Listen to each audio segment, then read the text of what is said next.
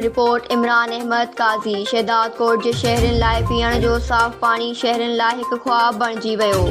करोड़नि रुपयनि जी लाॻत सां तामीर थींदड़ वाटर सप्लाई स्कीमूं केतिरनि ई सालनि खां रोलड़े जो शिकार। इंतिज़ामिया जी लापरवाही जे करे केतिरनि ई बीमारियुनि मुंहुं कढियो।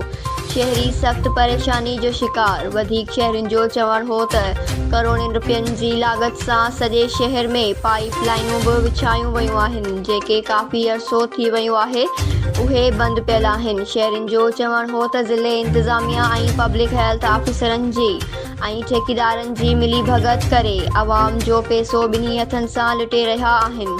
हुननि सिंध हुकूमत तोड़े डीसी कंबर शहदाद कोट खे अपील कंदे चयो त जल्द अज़ जल्द नोटिस वठी शहरनि खे साफ़ पाणी फ़राहम कयो वञे। शहरनि में नईम कलहोड़ो मंसूर लाशारी इफ़्तिख़ार विधो शामिल। News Sindh express news Shahdad कोट।